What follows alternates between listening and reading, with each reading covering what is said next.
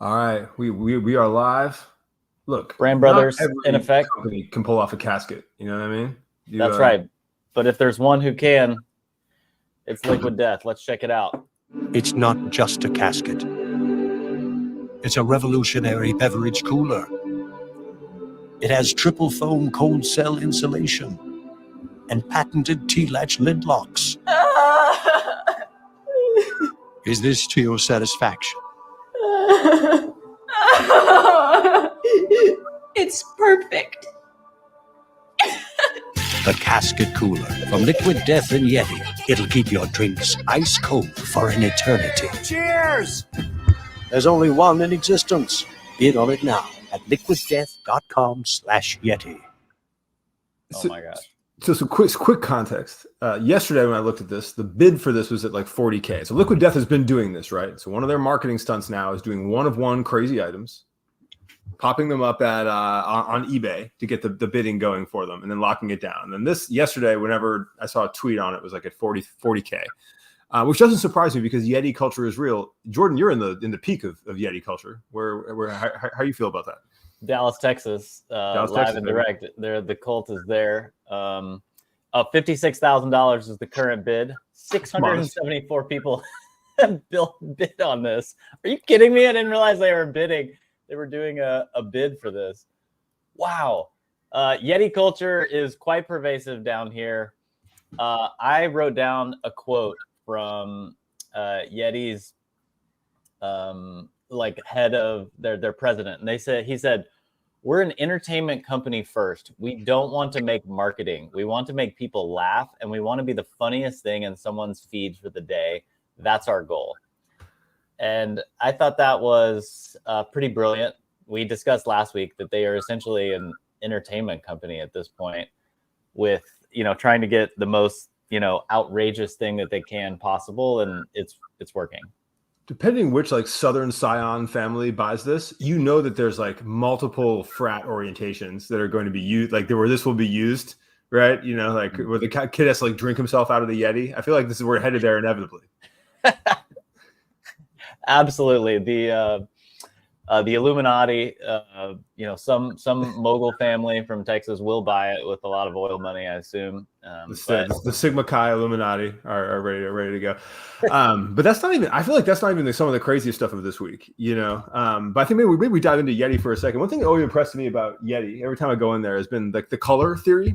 Because I remember I went in there one time when they were really introducing like the lavender shades of purple, and it was like night sky or whatever. Like it was like it's like Wyoming dream or whatever. But they have done such an excellent job, because you'll notice if you follow any other Southern companies, like a year later, they will all just take the Yeti color palette, right? Because those people, they put so much time and energy into researching that. And then when you went in there, like there's this big Yeti flagship store in Austin I used to go in a lot, where they put like a billboard above it. It's a really good marketing play for them. And you'll see just people just browsing Yeti, right? They're just going there, and then you'll see like there's like the cluster of moms around like the purple section. And it's really interesting. Yeah. You were just like, at one point, I think you were sharing like the Pantone screenshots or something of Yeti. It's basically like, see that updated 20-ounce thing you have above, like when you scrolled very far up there. I think I just went to that. Yeah, keep going. Right, the whole sheet. Yeah. I think we basically either there were already Pantones on it, or a VA grabbed all the Pantones and we looked at it. But I was like, look, if you are trying to appeal to a middle America demographic and you want to be slightly on the edge of color and not just doing the primaries, like there's no better way than just jacking whatever they're doing. Yeah, like they put the research in. Peak purple, river green, clay. Yeah, river green, brother. Send it. Absolutely. Yeah, the color theory is real, and it's Ash, do you see, is Yeti culture fully permeated the streets of New York City, or is it like Simple Modern and Odwalla and Odwalla is big here. Not a huge Simple Modern culture here in the streets. It's not Oklahoma, But Yeti has opened up a store in Flatiron that was recent. So I think it's a matter of time. Do you think that's a Stanley response? Like we need to bring retail to the heart of liberal America? Yeah, exactly. Well, how will Stanley respond? Stanley, what do they have a flagship there in New York? Is it? No, I'm saying they went viral enough to permeate the New York denizens. That's true. So So, Yeah. so this Yeti and Liquid Death casket, I think is an interesting one. I think we should, talk about it from just one specific, question here is why does, it's obviously not like terribly functional. It's a novelty. You get, traction. Can it fit in the bed of a truck? Right. If it can, it's not unfunctional, to be honest. It's not dysfunctional. There's definitely going to be people using it, but they're making one of one, right? So it's not like this big kind of scalable thing. Yep. So for Liquid Death, like what do you guys see as the benefit of doing a partnership like this and creating this type of product? I mean, I think with Yeti, it's actually great I think this is actually a great partnership on both sides in the sense that Liquid Death just needs consistent reminders for their community of like their existence. And I think they've gone through, obviously permeated the edge cases into the mainstream, but like the Yeti buyer is just a very like an American who spends slightly more on quality for a thing that they like, that they're assuming of, that like has a bunch of lifestyle connotations around the outdoors and the various things that Yeti supports. And I just feel like that's a core customer for Liquid Death, that the more that they continue to touch, the less they're going to like one day lose market share. Obviously, this is like a moonshot version of that who knows how effective that is. And on the Yeti side as well, I think Yeti's biggest struggle as a public company is just being like getting anyone to believe that there is a big future there besides like the inevitable downfall of super expensive coolers. And so being somewhat tied into like, oh, we're working with like one of the more fringe interesting drinks, just gives them a light cool factor. Because like the only thing I feel like Yeti has done that has any interest to, besides like releasing more products, is when they acquired whatever it is, the bag company. Was it somebody like Ridge Wallets or somebody? Or who was the bag company? No, it was I think Ridge Wallet is I think while they would love Another to be Austin acquired by staple, Yeti, right? is likely a stretch. Yeah. But it's a bag company. I have multiple of them, just spacing right now because it's still early. Backpack brand mystery. Yeah, Mystery Ranch. And like a Mystery Ranch, if you're like an operator or like you hunt at all, then like you definitely know them. I got them included. Like they included the Mystery Ranch bag with an SBR I bought at one point. And like it's an excellent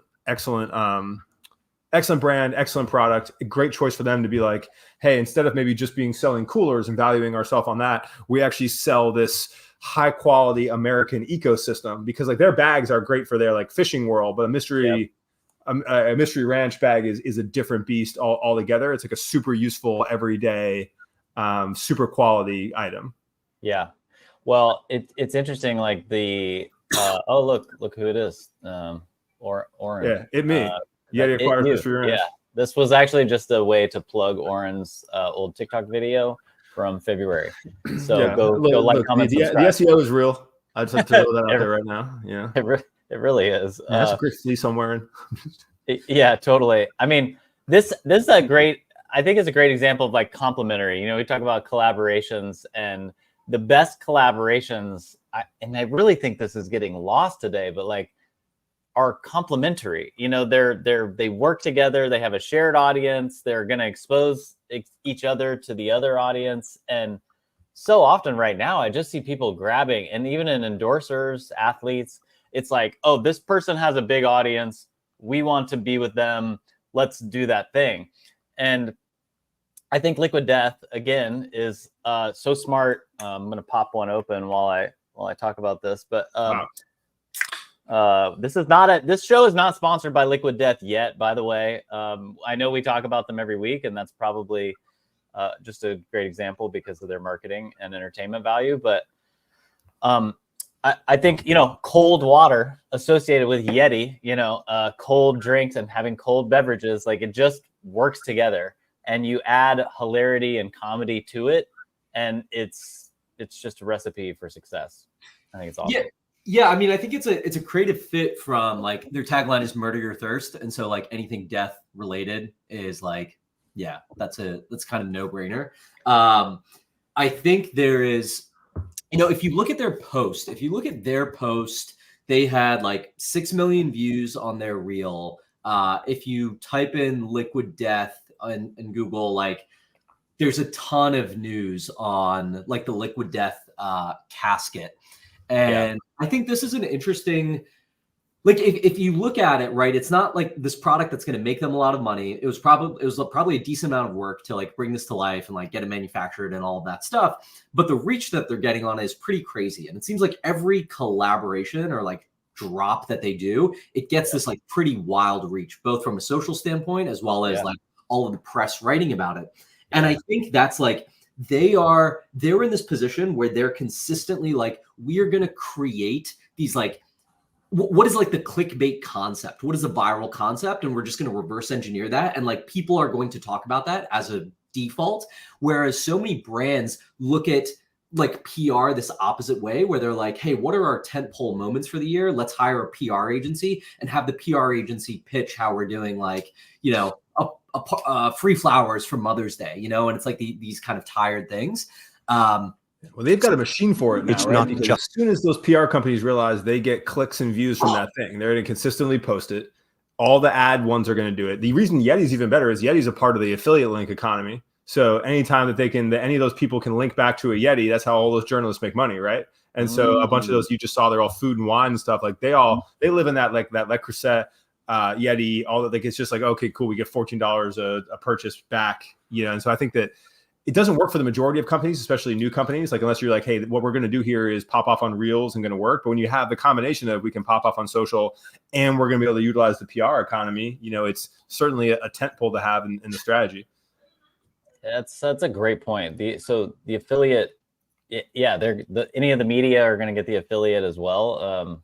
Super smart. Not for Liquid Death, but for Yeti in particular. And that's worth it. If you don't understand that piece of it, like anytime you see anything, especially in kitchen, especially in cooler, especially in whatever, or you're trying to get PR for those, like PR is no longer like, pitch me a good story. PR is pitch me something where there's a CJ affiliate or Pepper Jam or whatever the current thing is that I'm going to make money off of. If you're not signed up with those companies, like you have to realize there is very little actual journalism there. There's only the affiliate link economy. And so having that infrastructure, which is also expensive and has account managers and has all this and needs scale to succeed, is the only reason you see these same companies always written about inside these articles being like, oh, the new Le Creuset color. It's like, does anyone really care? Like, well, the journalists really want everyone to care because there's affiliate clicks. Great point. Leo has a good question in here. You know, what did that case and the content cost them to make? Can they break even on sale? And I think like the way that Liquid Death is going to be looking at this is like, okay, if they do make $56,000 on the sale of this, like that's great. That's actually like quite a substantial sum. You know, kind of given the production of this probably like cost a decent bit. Maybe Jordan and Oren, you can speak to that. But I think the way that they look at this is like they got, you know, 6 million views just on like their one video that they've posted. They have like all of this media reach from it. This is really marketing expense for them for like a pretty nominal cost. And it's not really about the sale of the product. Yeah, I was gonna say, if we want to break down like what we actually think something, like I think you could probably get a fabricator to do that. And like on the cheap side at like 8, if it was extremely fucking dialed like 20, like I mean, honestly, probably it's that sub 10K to get that product actually completed, right?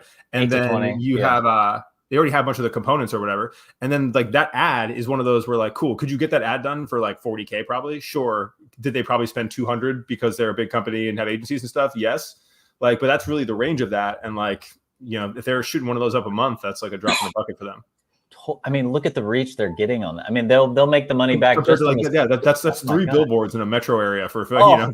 For I mean, this 10K is like nothing, you know. You could literally, I think you're actually taking a existing coffin and you're lining it with, you know, whatever cooler material. Yeah, I'm sure they have a bunch of that, and it's also relatively modular since they do have so many sizes. But we have another question in here. Someone who's doing a consulting challenge at their school. Yeti is one of the companies they're consulting for. I'm not going to get into Kohl's, the second part of the question, but the first part, brother. From problems from a branding side, do you see them having? And I'll jump in. I'm really curious in the other takes, especially Jordan in the belly of the beast, and then Ashwin in the anti-Yeti capital. But like, I look at it like Yeti is such an incredibly solid brand. I think what their core problem is more of a perception. Like they're a public company at the same time. So you're not only branding yourself for like, hey, I need to sell this to my customers, but I need to sell the market that we have a future that is bright. And the hardest part of any brand, GoPro went through this too, where you sell at a premium against people that are cheaper than you purely off of the brand, is that the market just doesn't understand that and never values it to the point which they want to. So I think their branding scenario is more of like, continuing to remind those people that they're relevant, continuing to lock in their core customer, and paint a vision for the future that the average investor who is like kind of dumb, like can understand enough. And then also that fund managers think is safe enough to then just like lump in with like other larger investments they do. I think that's a challenge. Curious what y'all think. I mean, this though, to me, yes, as soon as someone like can compete on this, but like that, this is what we love and what we talk about. You know, brand is the differentiator. One of the definitions that I like, although, you know, Ashwin brought up a great point a couple of weeks ago that there are brands that can exist on value. But one of the definitions I've heard of a brand is the delta between the cost of the commodity and what people are willing to pay. So, you know, what can you can get another you know, mug that is insulated for probably $10, but a Yeti one, particularly if I want the NFL licensing, let's see, we're looking at, you know, anything from what are they, 60 to $150, maybe $200-300.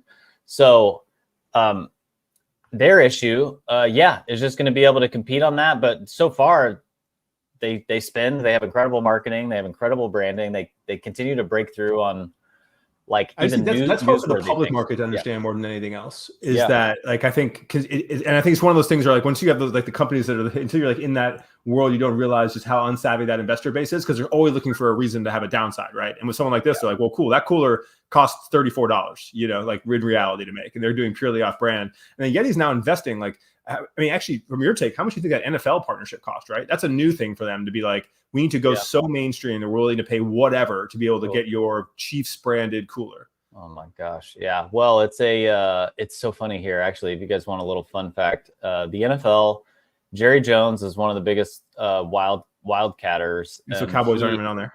Yeah. Well, they are actually right there, but they have a 31+1 deal. So if you want to license with the NFL, you can get 31 teams out of the 32, but you usually have to do a separate deal with the Dallas Cowboys to get them included because back in the 90s, Jerry saw this huge opportunity to license the team while all the 31 other owners were like, whatever, let the NFL handle it. Just lump us all in, give us the paycheck. And he was like, no, we're going to charge a bigger premium. So while the league signed with Coca-Cola, he signed with Pepsi. While the league was signed with Reebok, he signed with Nike. So, you know, a little old Dallas Cowboys trivia. Now, we can't win a Super Bowl since then. But anyway, Ashwin, thoughts on Yeti branding and any challenges they might have? No, Yeti branding. I mean, I love Yeti branding. It's great. I've done spent a terribly long time with them. But I think one of the things that strikes me, especially as they're a public company, right? There's always this pressure to grow like quarter by quarter. And the first thing that strikes me when I'm on their site is like, if you go to shop, they have coolers, they have drinkware and cookware, they have bags, they have cargo, they have just like general like chairs, blankets, dog bowls. It's kind of like becoming a mini department store with just the Yeti logo on it. And so like in getting into all of these various product categories, they start to like dilute some of the like brand equity and like what their core competencies and what they're known for? Or does this give them a way to expand into other categories to like pull people in through whatever, the dog bowl and upsell them on other products? I'm not necessarily sure, but like, that's just my first impression that, hey, they're spreading pretty thin in a lot of categories here. Wow. I think that's where the acquisitions come in. But I think we've hit Yeti for a good chunk of this so far. We got Olipop coming on 10 or 12. Maybe we hit one of the next ones that's on this sheet.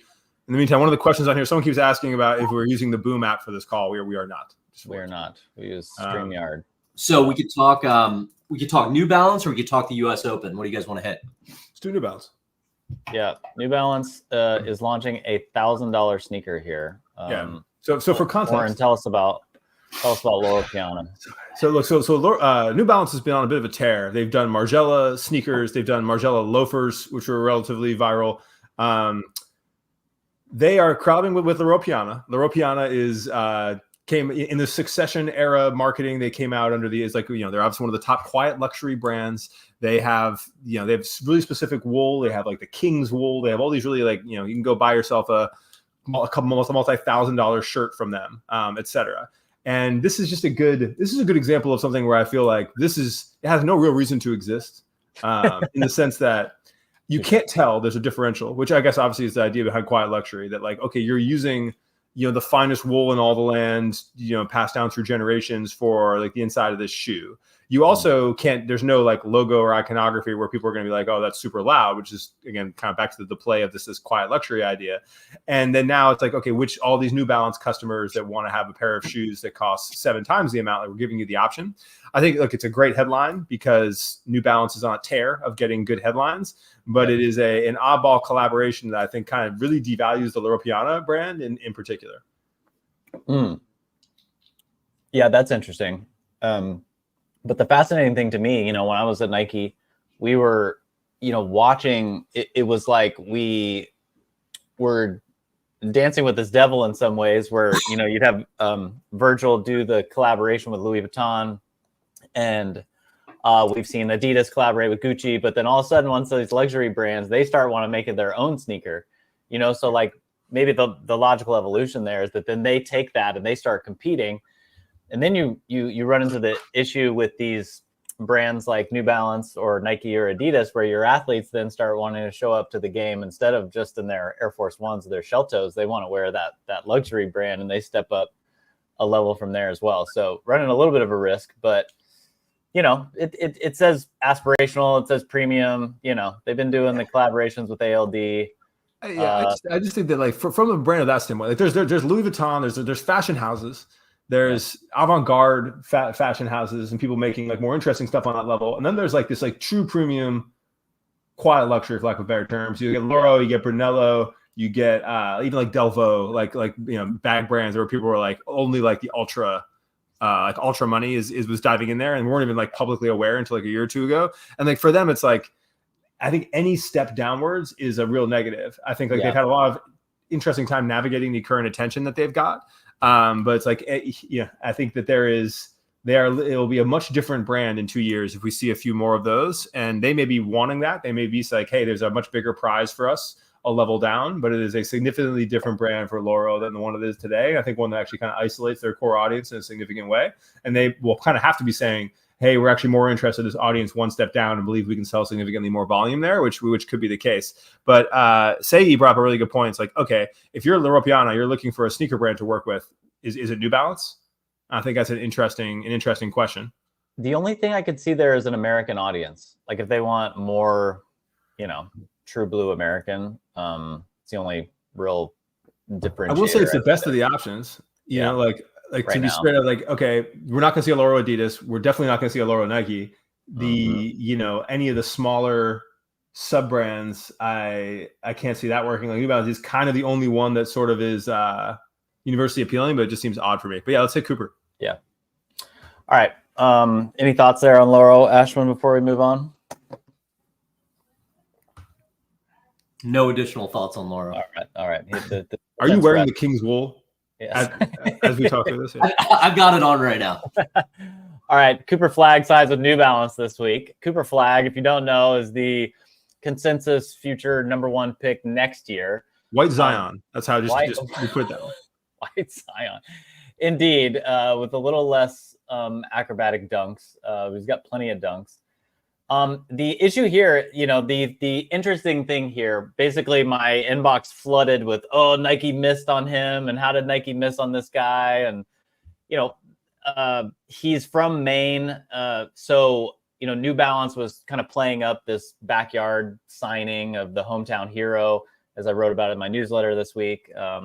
But I think, it's fascinating to me. Cooper Flagg, I went and tried to find a single image of him wearing New Balance previous. And I do want to get y'all's thoughts on, like, does authenticity still matter or do kids not care?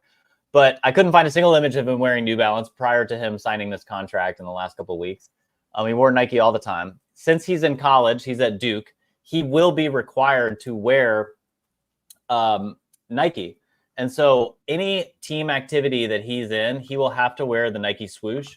He is not allowed to wear New Balance in any basketball activity. So for me, this is one of the challenges of, NIL. They are allowed to do a deal with a brand that's not their school sponsor, but they are not allowed to wear it at their highest visible moments. Also, he is not super active on social. He's got 800,000 followers on Instagram, but I think he has, and this is very common, he's got probably 17 actually native posts in his feed, and most of them are, some announcement, commitment, and now a brand deal.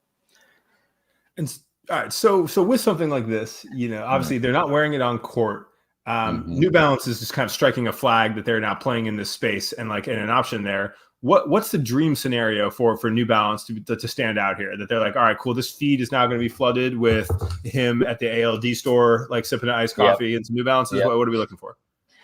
I think it's that. I think that I really think they'll bring him to a bunch of events. He'll be the guest, at the new thing. They've got a sneaker unveiling. Indeed, at the Loro Piana. Yes, exactly. They've got a great roster now. Sorry. And I mean, to me, so all this is to me is them making a pretty big bet. The way I described in my newsletter today was NIL, which is allowing college athletes to make money and sign deals with brands, is a new phenomenon in the last 3 years.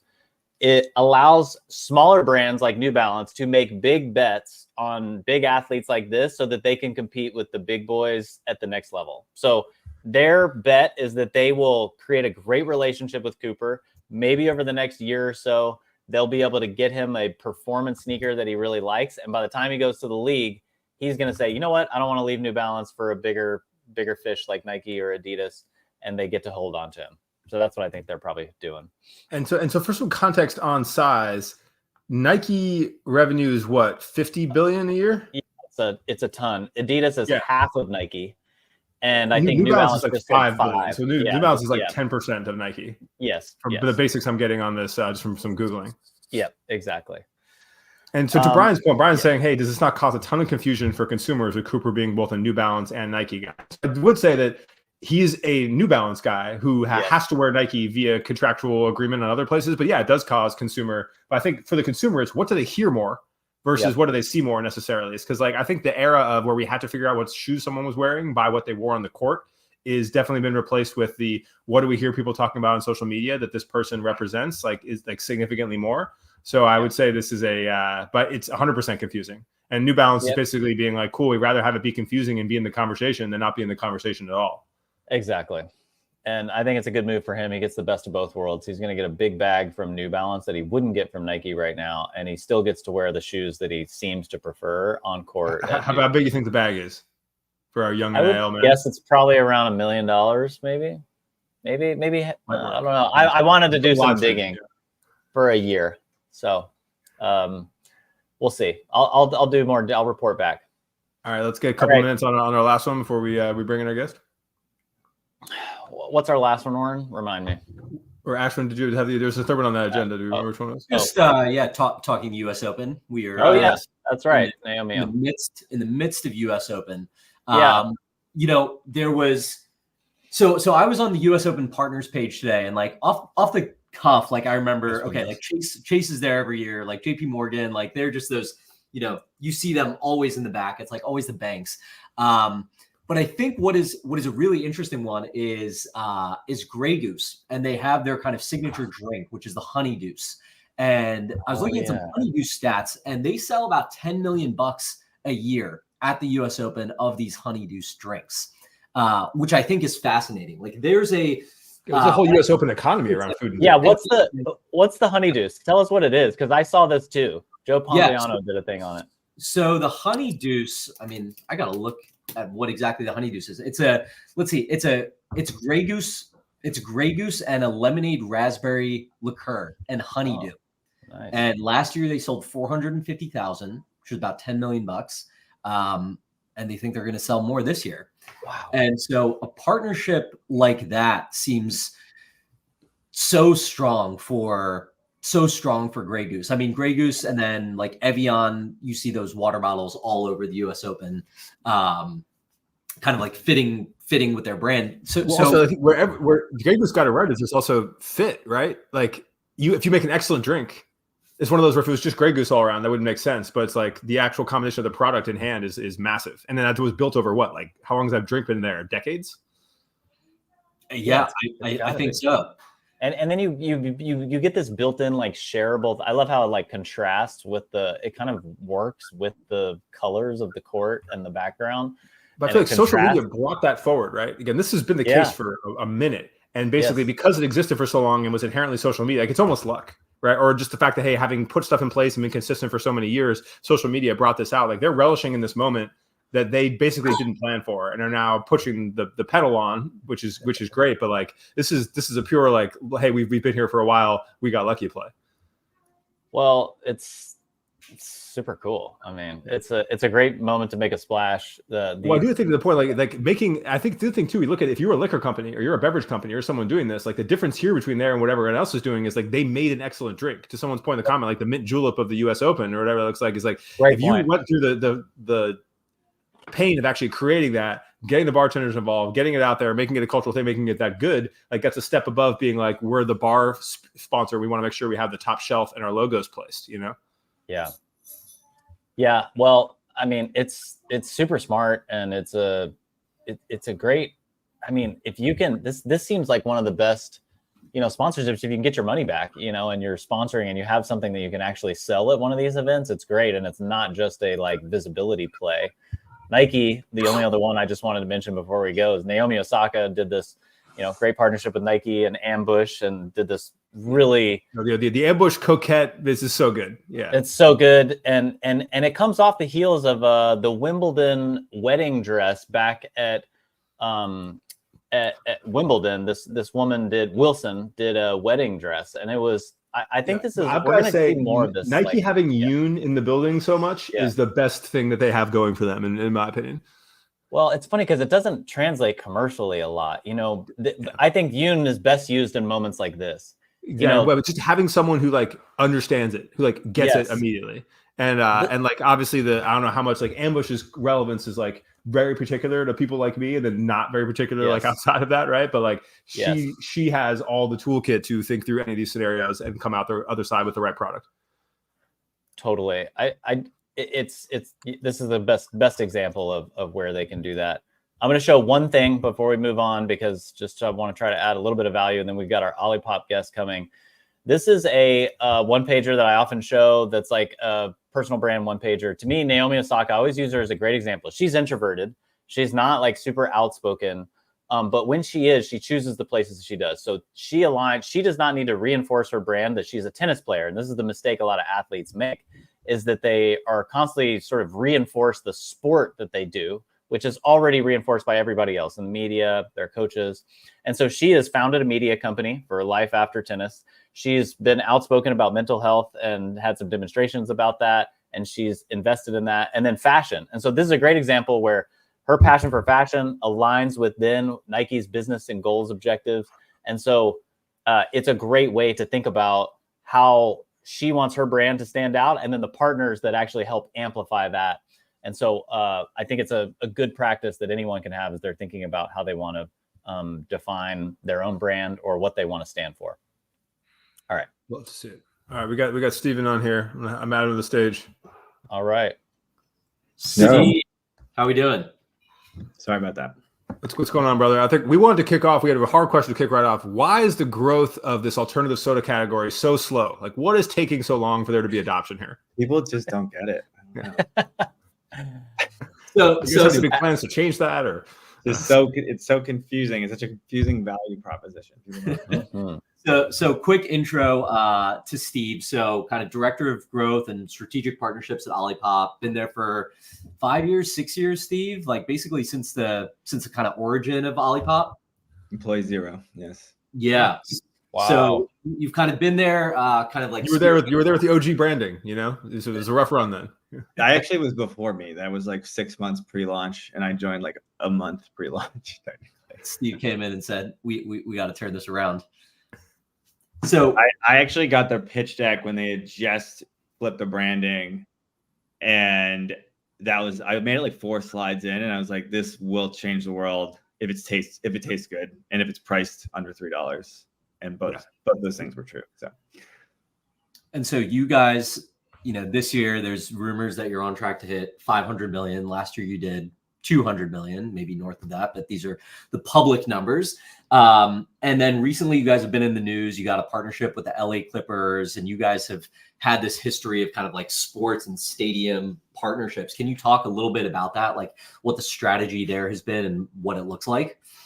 Yeah, I have personally spearheaded all of our sports initiatives, and to be honest, we've kind of always had this core tenet of like not almost taking whatever the better for you playbook is and like doing the opposite, because a lot of these, as I have learned in the last decade, I was investing in consumer brands for 4 years, primarily better for you food and beverage. And so many brands would like dominate in Whole Foods and Sprouts, and then they'd get to Walmart and Target and die on the hill. And you see the same thing over and over, where people just weren't evolving their marketing to be mainstream. And I didn't sleep for like 6 months when we were launching it, before we launched at Walmart in 2022, because I was terrified that people wouldn't notice it or care in that channel. And after Walmart and Target started working, it was like, okay, this thing probably has mass appeal. And the next step for us was like, honestly, going after soda head on, right? And I always say like the 4 channels,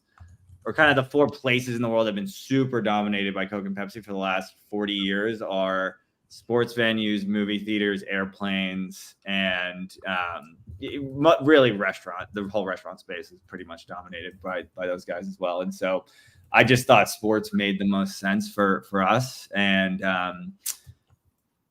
that's like the logic. It's like show up in places that soda has showed up historically. I can get into the nitty gritty of like how it all came together, but I'll pause. It's a great insight. Sorry. So you've done one with the Kansas City Current. Who else is in the sports portfolio right now? Yeah. So Kansas City was basically my dip my toe in, learn how this works case study. Transparently, it was like the only deal we could do at the time, because they were building their own stadium and didn't have a soda partner. Nice. And so I basically signed a marketing deal with them Q1 last year. And it was really my way of saying, hey, we're doing this. We're interested in this space. I did a Morning Brew interview. I think it's right there, actually, Marketing Brew. And with the president of the team, we kind of told the story of how it came together. I had actually done a deal with a player on the team, and then she connected me to the owner of the team, and yada, yada, yada. Oh, nice. And who was the player? Lynn Williams, who actually just scored a big goal in the Olympics a few weeks ago. Nice. Okay, so you went from athlete to then team. Yeah, exactly. I was like, women's soccer feels like it makes sense for us. Our kind of core customer way over indexes as an NWSL fan. So that was kind of the data insight. And then I would guess it's probably like one of the smallest dollar sports deals ever signed, but do the interview, make some noise about it, inbox LinkedIn, it blows up like immediately. And I quickly realized there's like a lot of people looking for Olipops in this world.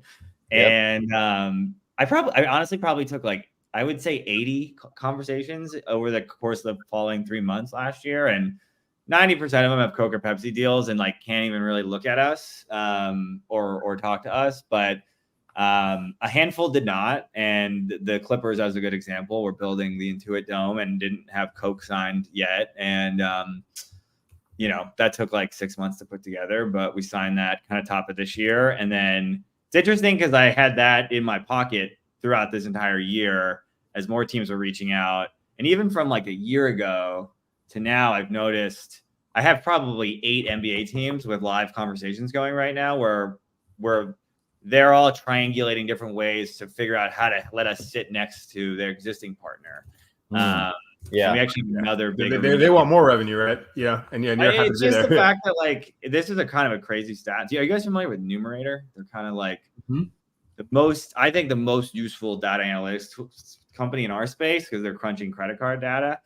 It's a little bit like I don't know how the hell they have all this information. It's a little scary, honestly, but in Numerator, we over-index Gen Z more than any other brand in grocery of some scale. It basically is as long as at least 10% of Gen Z purchases the product, we actually over-index the furthest versus Gen Pop.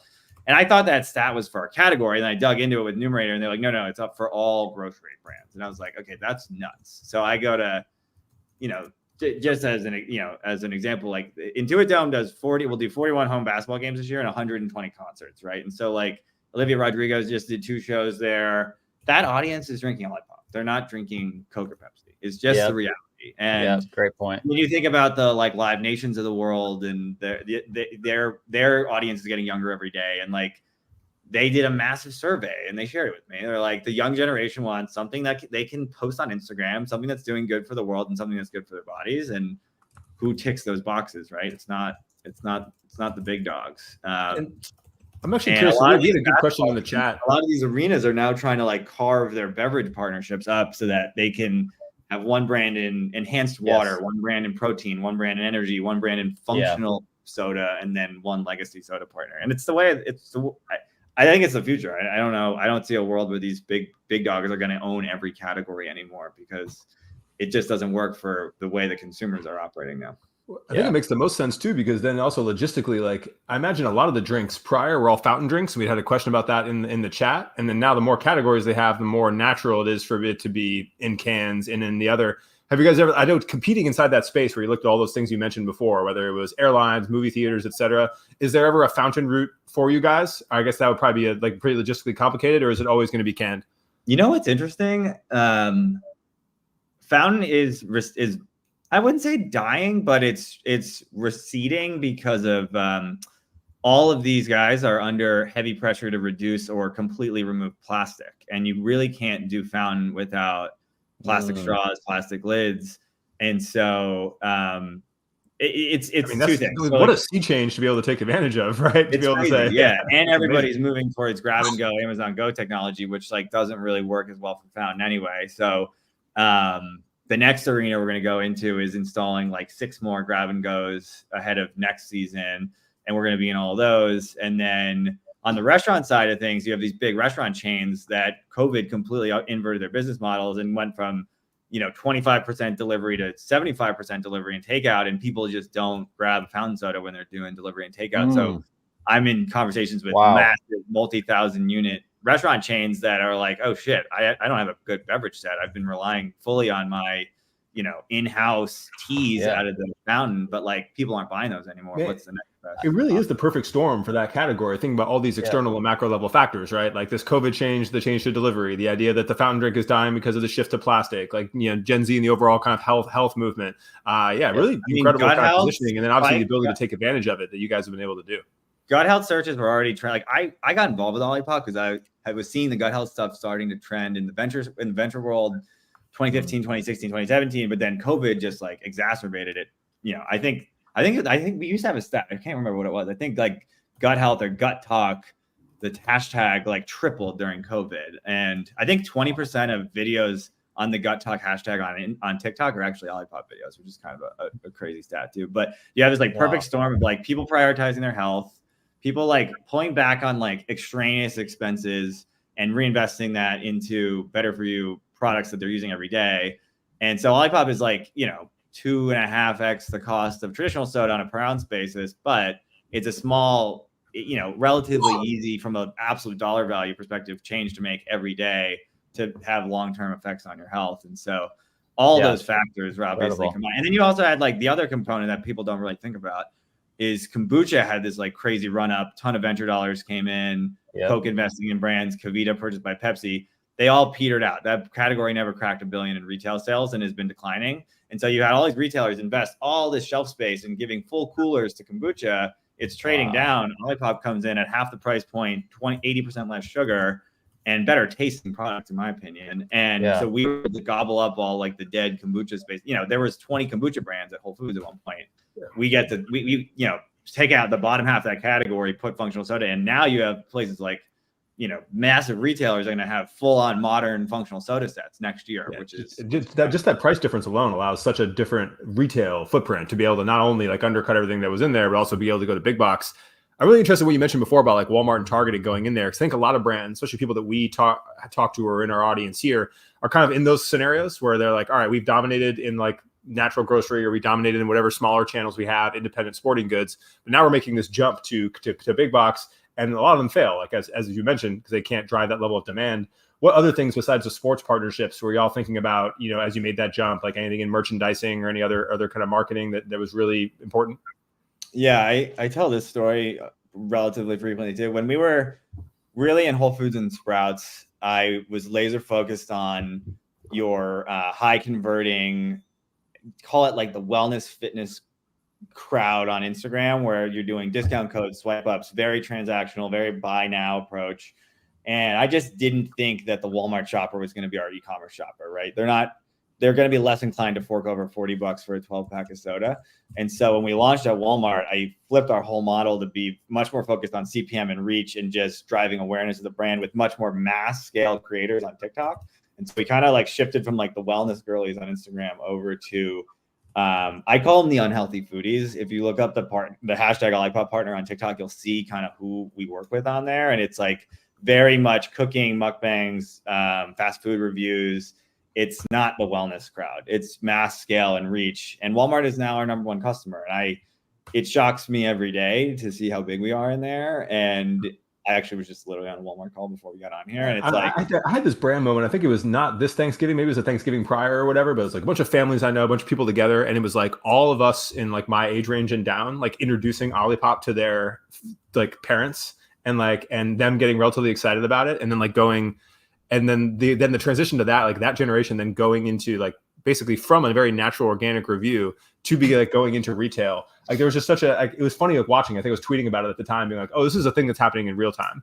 And it's interesting because that was when I think Poppy, not to grab a hole in the competition here, was like dominating the TV conversation, but like the in-person conversation was dominated by Olipop. I found it really interesting.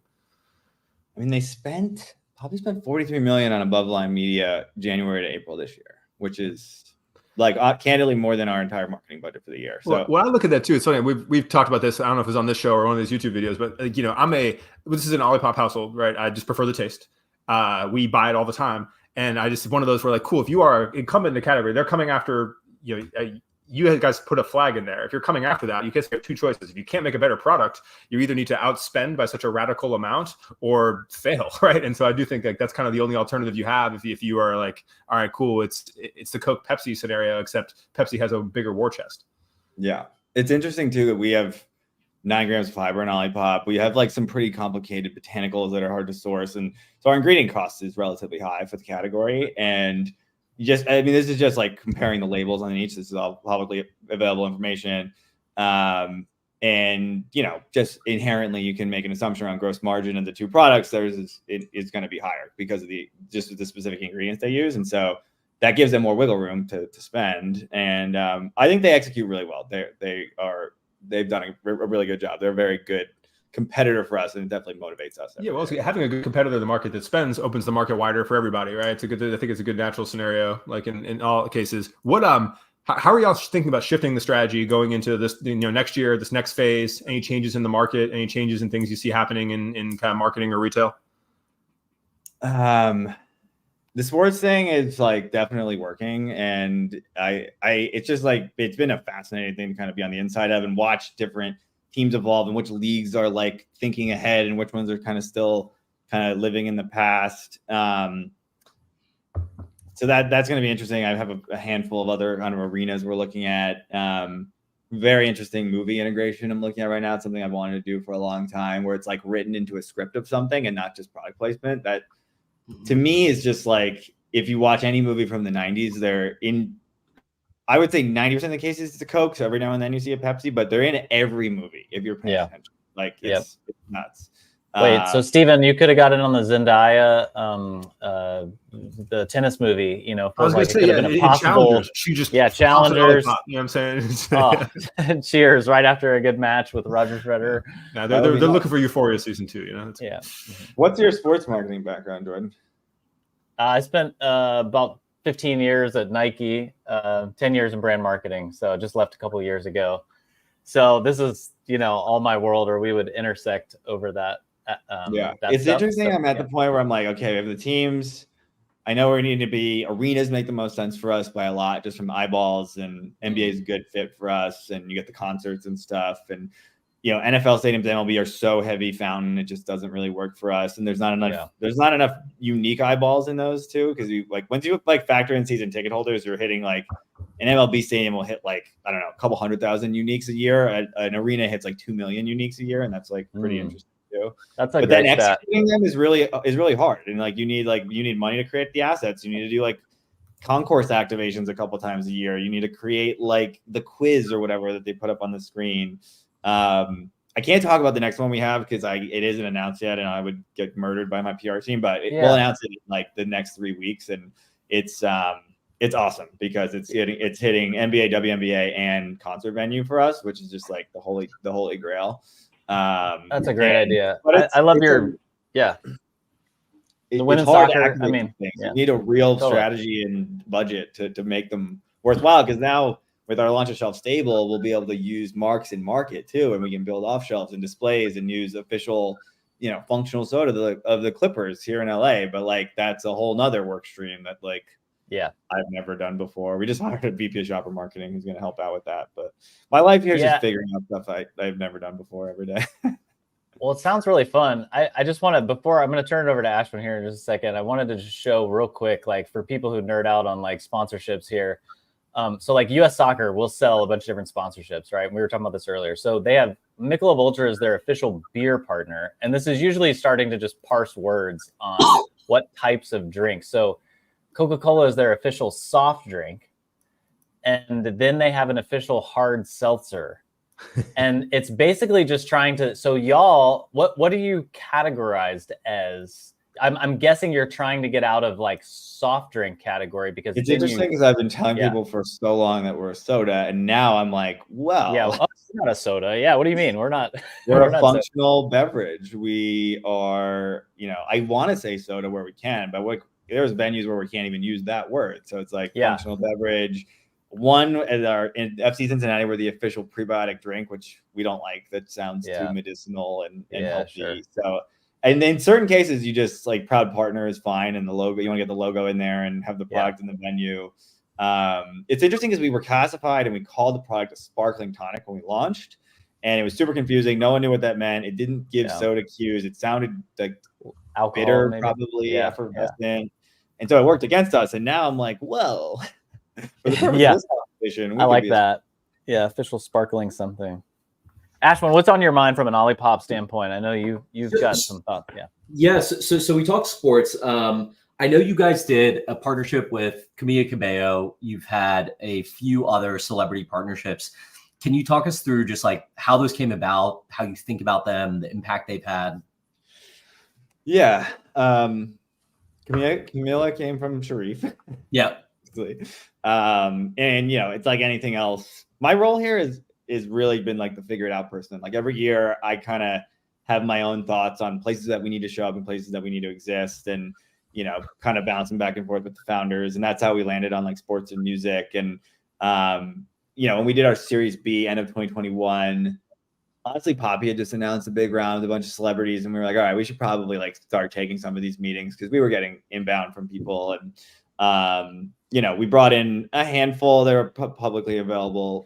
The Jonas Brothers, Gwyneth Paltrow, Mindy, Camilla, a handful of NFL players. And the logic was to bring people in who were like really fans of the product and the brand, and then hopefully, actually work with one or two of them after the fact. And I don't know. I have lots of thoughts on this, and I think it really depends on like where you're at as a brand. And I think pulling the lever at the right time, like we specifically pulled Camilla in as we were launching in Walmart, and like we actually shut down a Walmart in Burbank and shot a TikTok with her, and we had them on our end card on our TV spot. And it's as like anything else in marketing, it's it's all kind of tricky to measure in the grand scheme of things. But she's like always referenced in PR now, and we've got these stills that we use all the time. And I think it was a big credibility thing. It just sort of like put us on the map with the masses. That like, and to be honest, what the craziest part was that I didn't expect was like her Stan accounts on Twitter, and I run our Twitter like secretly on the side, and like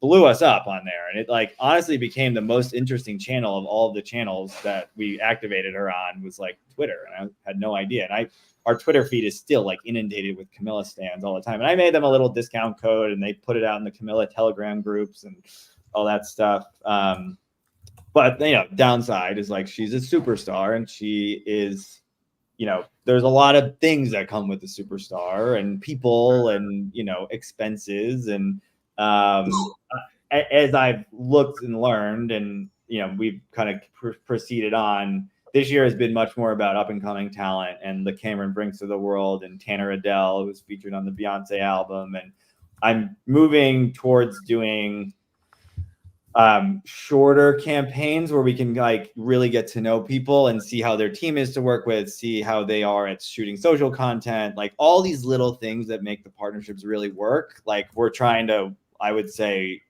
date before we get married now, instead of just like diving head on into a 12-month deal that's got a zillion deliverables, and a zillion deliverables adds a lot of cost, right? You got to like get stuff shot and edited and approved and legal. And so I'm trying to get like, I kind of view the world as like, there's like the Coke and Pepsi people, and then there's like the Olipop people that are not on the Coke and Pepsi radars yet. And so that's sort of what we're thinking about right now.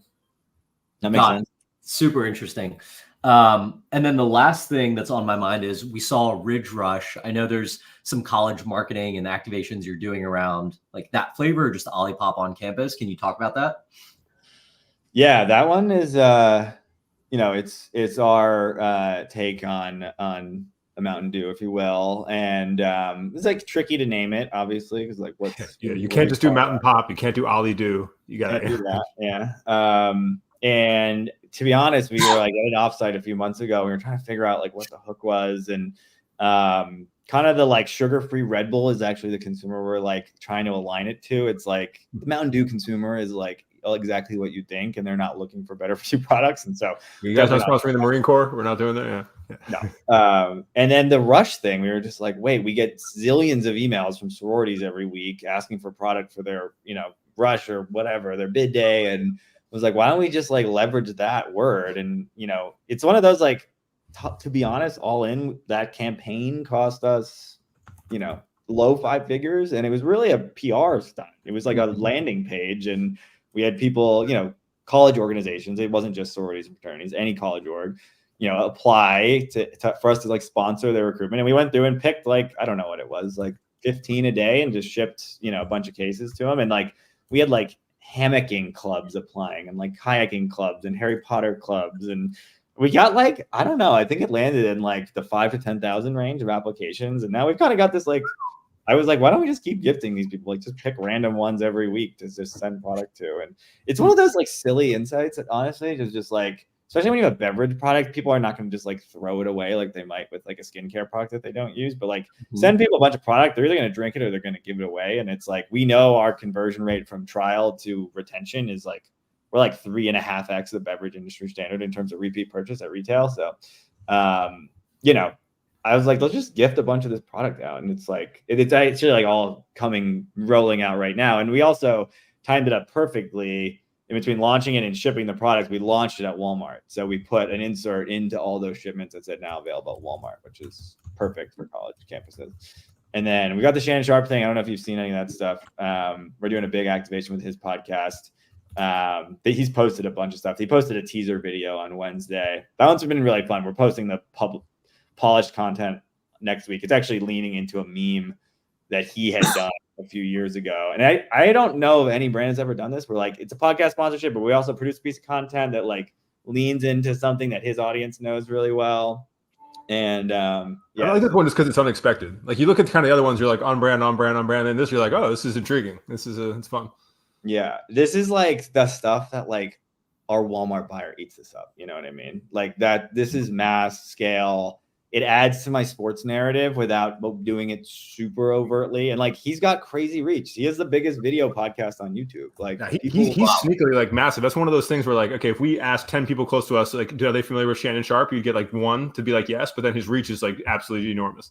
And it's not us, right? Yeah. It's not, white dudes in cities. It's much more mass than me. And that's like, it's funny as I like think about us and Poppy, like, they're very consistent and they're very much going after like a vibe and this aesthetic, you know what I mean? And it's like, it's well done. And like, we've kind of gone almost the opposite direction where I'm like trying to be very mass and mainstream and like your everyday, like your buddy, and we're not trying to make this like super aspirational aesthetic thing. We're just trying to be a soda, right? It's like, we're not trying to like, we're not trying to slap hands for people who do drink soda. It's like, have your soda just like every now and then, take one that's 3 grams of sugar instead of 40. And all of these things, our NASCAR partnership, we have an esports team. Like they're all really meant to just get our message out to an audience that we believe is a good fit for the brand through a very authentic microphone. So that's my approach to things. I'm very anti like overt advertising. I'm much more about subversion and just showing up in the right place at the right time. And you know, when people say you have a product with that kind of rebuy value, you could really lean into that. It's amazing. It's clear. Yeah, I mean, well, Stephen, I actually wanted to just real quick. We got a lot of people who follow us who are like aspiring or established marketers, interested in this industry. Any career advice before we close out here to people who are wanting to do some cool kind of scrappy stuff like that? Oh man. I don't know. Start by requesting Olipop at your sorority, building a viral video from that, saying take that. I feel like there's like I feel like consumer psychology is the thing that I actually care about the most. And I think a lot of like the like marketing tropes are kind of bullshit. And a lot of stuff that worked 15, 20 years ago is like completely irrelevant today with just attention spans being where they are and where eyeballs are. People are spending 2 hours a day on TikTok. They're not doing the things, they're not consuming the content that used to be the way of the world. And people don't think in funnels and campaigns. They like see what's cool on their screen and then they like see it in a store. And like I still believe word of mouth is like by far the most effective thing of any channel, right? So it's like, how do you scale that? And I just like I'm a student of culture, honestly. I read and listen to the weirdest shit, and like I try to be very down the middle on stuff. And I'm always asking people like one of our sales guys put me onto this. It's called Sidious Mag. I don't know if you know it, Ashwin. They're like the biggest name in track and field media. Yeah, I do. Yeah. We've been a presenting sponsor with them for 2 years, and they've like fucking crushed for us. Like Sick. absolutely what crushed. Is that? And it's Sidious like Mag? Sidious Mag, yeah. Yeah. They coined the runner's soda, and that's like been hashtagged like literally thousands of times now by their audience. And it's like a perfect brand fit. It makes so much sense. And that came from a guy on our sales team. And I'm always asking people like, what influences you? What are you reading and listening to? And that's how I find stuff all the time, honestly. Well, that's awesome. We've got people asking where can they find you? Any handles or anything in the world? I post regularly on LinkedIn when we have like cool updates to share. Okay. What's your last name, Stephen? Vigilante. All right, Stephen Vigilante. What an epic last name. The Vigilante marketing. Crazy name. Yeah. Well, we appreciate the time. The Brand Brothers, for people who don't know, are going to be in Boston here in just 3 weeks, I think, September 18th through 20th. Doing a live show. Doing a live show. We're going to do a live show. Is this a live stream? Is this live? Like, are people watching this right now? Yeah. Right, not on Instagram right now, but yeah, totally. I know. LinkedIn, YouTube, Twitter, but we'll be in person, maybe in Boston somewhere actually running. You've mentioned running. So y'all stay tuned. We'll be around and broadcasting from there. Stephen Vigilante, thank you so much. And everybody, wish Ashwin a happy birthday. It's Ashwin's birthday. My birthday. On the F Around Friday. It's our founder's birthday today. You guys sure? Wow, there we go. I'm drinking Olipop in your honor. Let's go. Indeed. You run some miles this morning? How many miles did we run? We ran not the usual, shorter run this morning. No half marathon. All right, I got at 10 o'clock. I got to jump on. Okay, y'all. Likewise. Have a great one. See ya. All right, bye.